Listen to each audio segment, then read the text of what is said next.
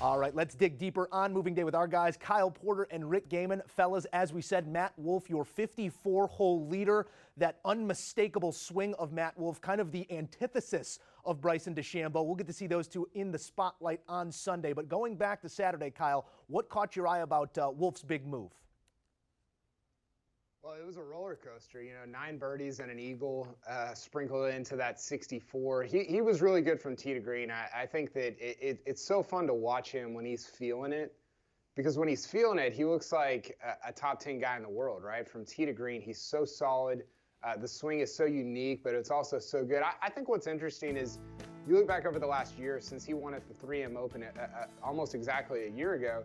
He doesn't have any top 10s. His only top 10 in his PGA Tour career was that win at the 3M Open. And what that tells me a little bit is when he's on, he is on. He is lights out. He is contending to win a golf tournament. But he's struggled with consistency. He's talked about this as well. He talked about it on Saturday after his round with Amanda Balionis, where he said, look, I have to kind of shut my mind off a little bit, just trust the talent.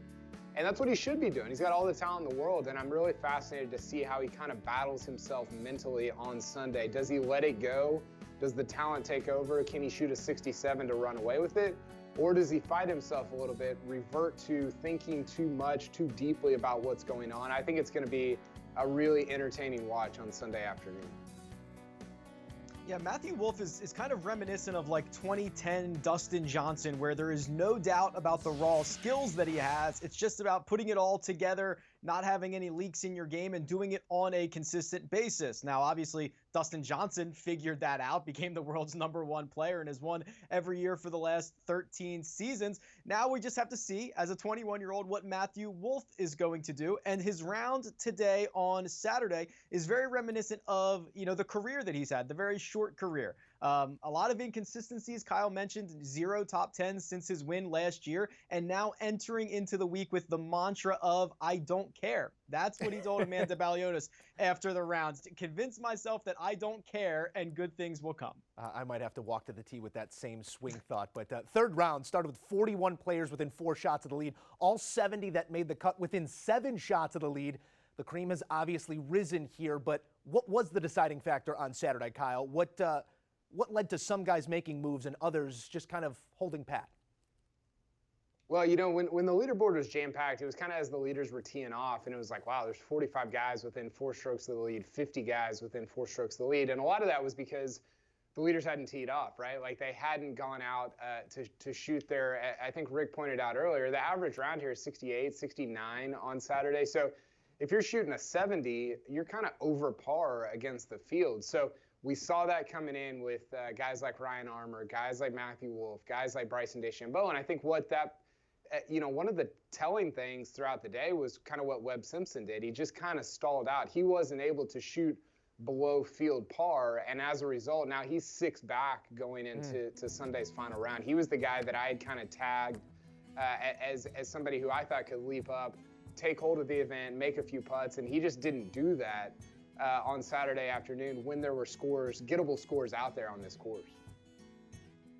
Yeah, it's interesting. What we talked about all day long, Joe, was how many guys were in this thing only 3 shots back, and then Matthew Wolff extends himself to a 3-shot lead. And then the chase group behind the 2 guys tied in second is another 2 shots back. So now we only have 3 guys within 4 shots of the lead. And while Detroit Golf Club played incredibly easy today, it did get basically a shot more difficult in the afternoon. As those greens started to firm up, the wind freshened just a little bit, and scores were not as good as they were in the morning, as we usually see. So some guys were able to kind of keep the momentum going. Matthew Wolff, as he was going throughout his day, as those changes were going on, and others kind of ran into it, ran into the wall. Webb Simpson, as Kyle mentioned, the perfect example of this, playing his last 14 holes 1 over. That's not going to get it done on a day where par is a bad score. Yeah, Matthew Wolff, 3 better than anyone else on the course this afternoon. But as Kyle alluded to, this thing's far from finished. Rick, does this present any opportunity to scoop a guy up overnight with longer odds, keeping that boom bust of Matthew Wolff in mind? Yeah, so it is interesting when you have a leader after 54 holes who is not a hardened, winner on the PGA Tour. It does open up a lot of possibilities because bookmakers are going to have to price this correctly. A guy with a 3-shot lead wins a golf tournament the vast majority of the time. It's going to have to be priced that way. So because he's not a guy who wins multiple times a year, you can look into that inconsistency and look a little bit further down, but you've got to be within probably the next group or the group after that 4 or 5 shots to really have a chance here on Sunday. We will be refreshing the Rick Run Good Twitter feed once those odds do come out. Our weekly fawning over Bryson DeChambeau got to continue right here and right now. The novelty, the results, it's all there, but Saturday we saw Bryson's temper rear its head a bit once again. He takes a childish lash at a bunker, exchanges words with a camera person, seems to be unhappy with every swing that the guy makes, yet he's still under par, heading into the weekend, heading into Sunday once again with a chance to win. But Kyle, is this armor of muscle distracting us from a possibility of a weakness between the ears a little bit? Well, I'd be mad too if I was last in the field in proximity to the hole. He's been not great with his iron play. He said he found something on Saturday. I think it'll be really interesting to see what that is on Sunday. He's been kind of carried by his driver, which I think is the whole point of this entire exercise. But he's also been putting it pretty well. He kind of closed out nicely on Saturday afternoon, but his iron play has just not been that good. He's not given himself enough opportunities, and I think that you've played golf, Joe. Like if you're driving it well, but you're not giving yourself birdie looks and eagle looks on some of these par fives, that's maybe the most frustrating thing because you're like, man, I'm putting myself in position, and then I'm just not executing the easier shots, and that's kind of where Bryson's at right now. He's still very much in it though. To run down.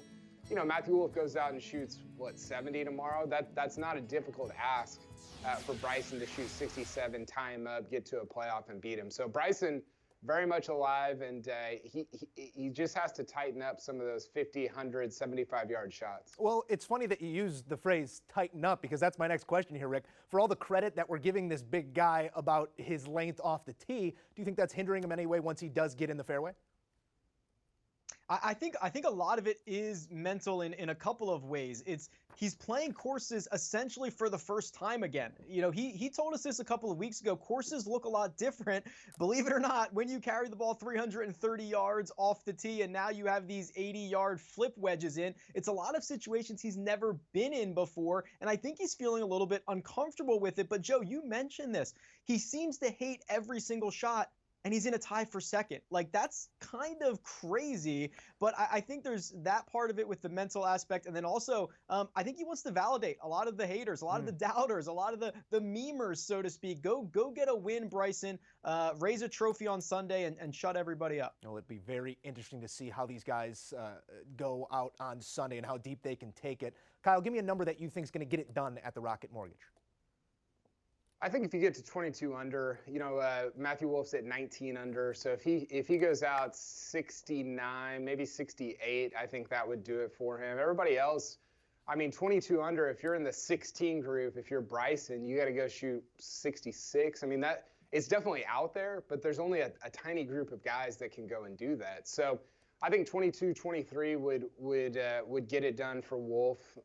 But if you're one of those guys that's farther back, a Viktor Hovland, a Webb Simpson, somebody in that T8 range that are at 13 under, you're going out, you're going to the first tee thinking I'm going to shoot 62 because that's what it's going to take for me to get into a playoff or potentially win. And there are certainly some guys in that group that could do that.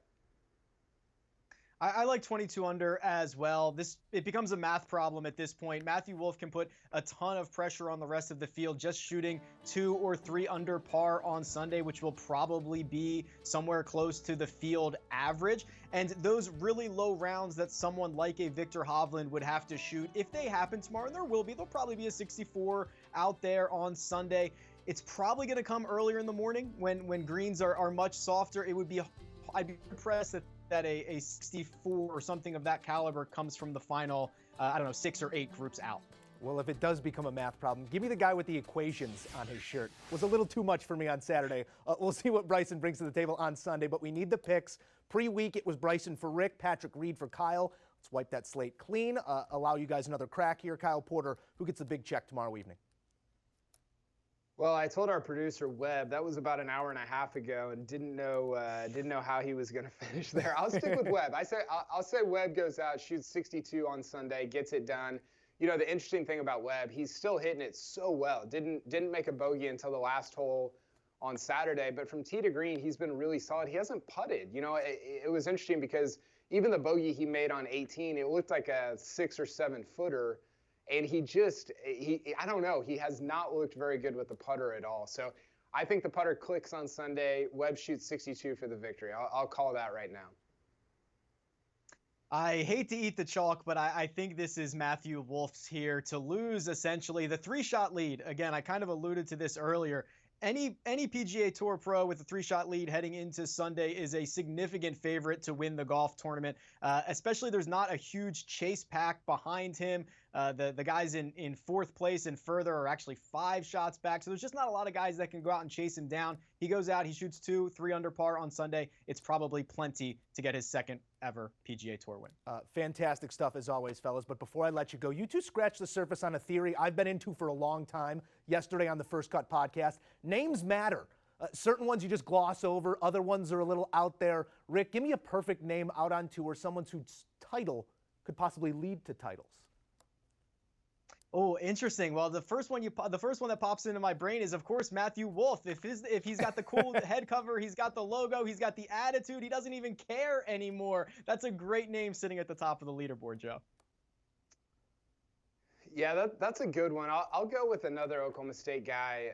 Actually, you know what? I'm going to go with a guy that's still in college. He's not out on the PGA Tour yet. Cole Hammer, who plays at Texas. Fantastic. That's an unbelievable name, especially for golf. So I'll say I think he's still the #1 amateur in the world. So I'll go Cole Hammer as a future star on the PGA Tour. Kyle Porter, Rick Gehman, always entertaining on CBS Sports HQ and on the First Cut podcast. If you haven't downloaded and subscribed, do that right now. Do yourself a favor. Thank you, fellas.